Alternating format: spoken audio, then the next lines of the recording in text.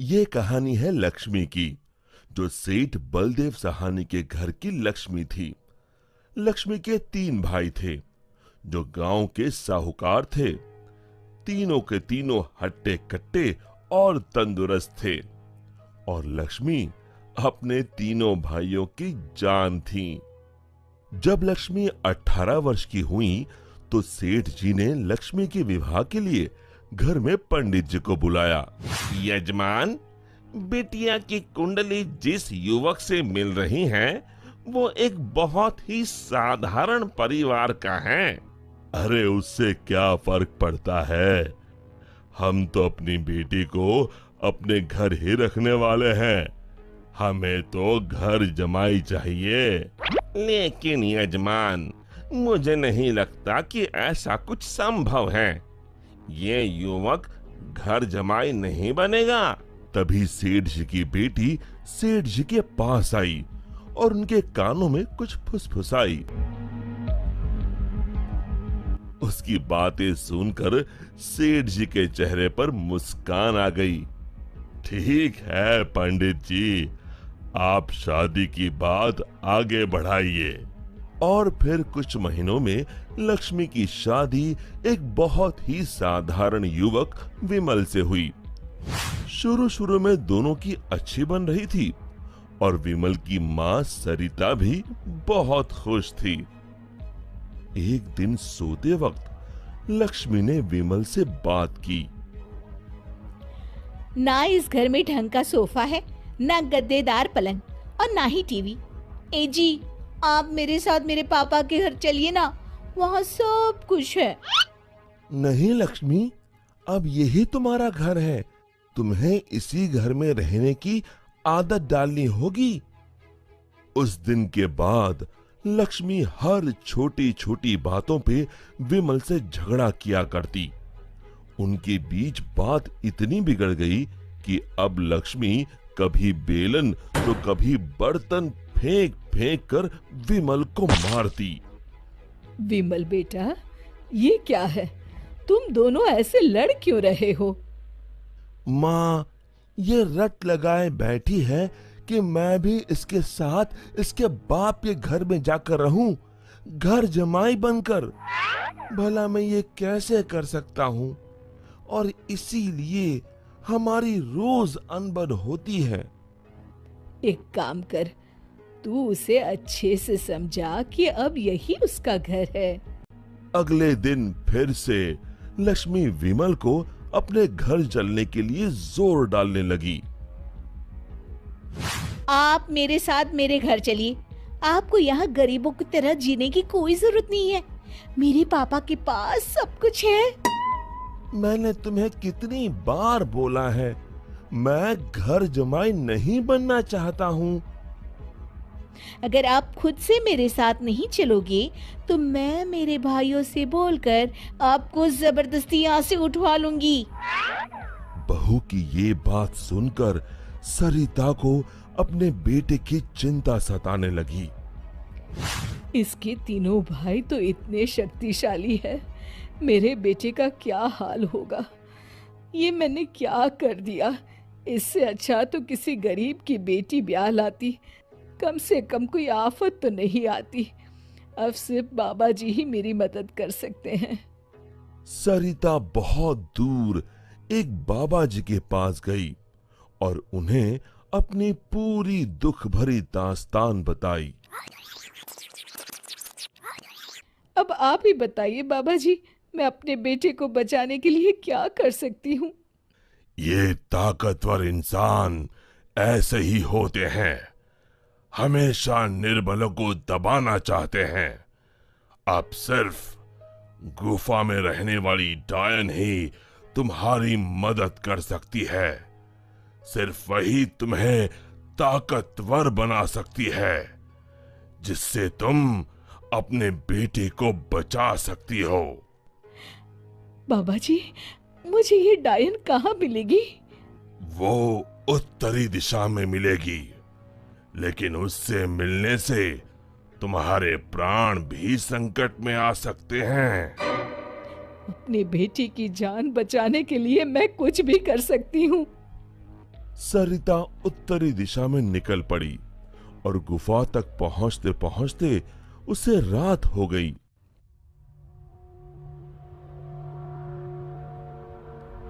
कोई है यहाँ? क्या आज एक इंसान यहाँ खुद चलकर आया है? वो भी मेरा खाना बनने। मैं आपसे मिलने आई हूँ। मिलने? मुझसे? हाँ। वो भी खुद चल के? बताओ बताओ क्या बात है? सरिता ने डायन को अपनी कहानी सुनाई।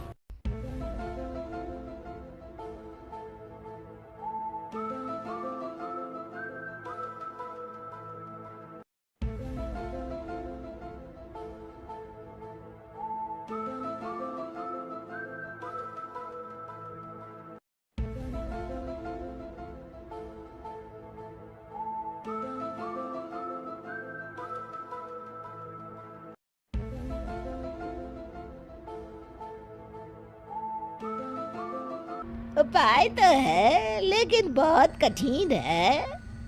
मैं अपने बेटे को बचाने के लिए कुछ भी कर लूंगी। तुम्हें मेरा श्राप अपने ऊपर लेना होगा, जिससे मेरी सारी शक्तियाँ तुम में आ जाएंगी। तब मैं आजाद हो जाऊंगी और तुम डायन बन के यहीं गुफा में रहोगी और ना ही सूरज की रोशनी में निकल सकोगी बाहर, क्योंकि डायन की शक्तियाँ सिर्फ रात को ही काम करती हैं। क्या तुम्हें ये मंजूर है? विमल को बचाने के लिए अगर मुझे डायन भी बनना पड़े तो मंजूर है। डायन ने कुछ जादू किया और डायन की सारी शक्तियां सरिता में चली गईं और अब डायन आजाद होकर एक औरत बन गई और सरिता डायन बन गई। यहाँ पूरा दिन हो गया था। विमल ने गांव में जाकर माँ को ढूंढा, लेकिन माँ कहीं नहीं मिली। रात को वो घर पहुंचा तभी लक्ष्मी उस पर बरस गई। ये सब सरिता अपनी शक्तियों से देख रही थी और उसी समय सरिता डायन के रूप में वहां पहुंची। सरिता को डायन के रूप में देखकर उसके पैरों से मानो जमीन खिसक गई। सरिता जोर जोर से हंसने लगी।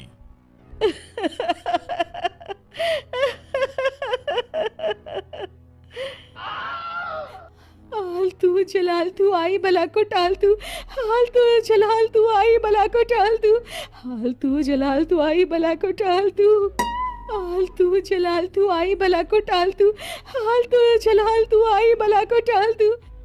जैसे तैसे रात को लक्ष्मी सो गई और सुबह होते ही अभी अपने भाइयों को बताती हूँ कि आपने मुझे बेलन से मारा। लक्ष्मी दरवाजे से पांव बाहर डाल ही रही थी कि सरिता ने अपने हाथ लंबे कर कर लक्ष्मी के पांव पकड़ लिए। अब तुम इस चौखट के बाहर बिल्कुल नहीं जाओगी। एक बार फिर से लक्ष्मी बेहोश हो गई। अब जब भी लक्ष्मी कुछ बेतुका करने जाती थी, सरिता बीच में आकर अपने बेटे को बचा लेती और बेचारी लक्ष्मी डायन से डरकर घर के कोने में दुबक कर बैठी रहती। हाल तू जलाल तू आई बला को टाल तू, हाल तू जलाल तू आई बला को टाल तू, हाल तू जलाल तू आई बला को टाल तू। विमल दिन रात अपनी माँ को याद करके रोता। तू कहाँ है माँ? कहाँ चली गई मुझे छोड़ के?